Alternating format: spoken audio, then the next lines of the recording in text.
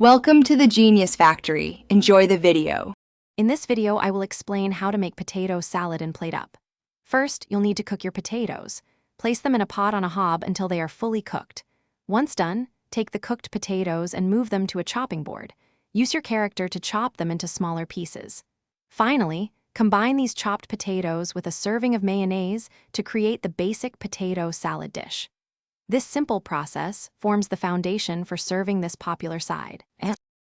To make your potato salad production more efficient, consider using a prep station for chopping. This significantly speeds up the process compared to a standard chopping board. For the mayonnaise, an excellent strategy is to use a combiner. Place the mayonnaise dispenser next to the combiner, and it will automatically mix with the chopped potatoes. Once assembled, simply place the potato salad onto a plate and serve it to your waiting customers for a quick and easy meal. For higher volume kitchens, scaling your potato salad output is key.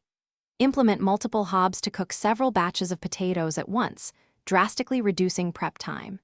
Integrate conveyor belts to transport cooked potatoes to chopping stations and then to combiners for mayonnaise.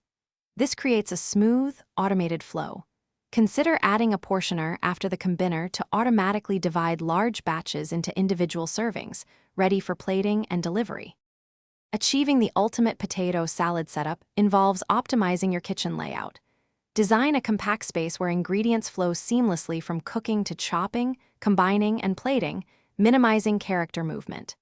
Invest in upgrading your equipment, such as faster hobs and advanced combiners, to boost both speed and capacity. This ensures you can handle peak demand with ease.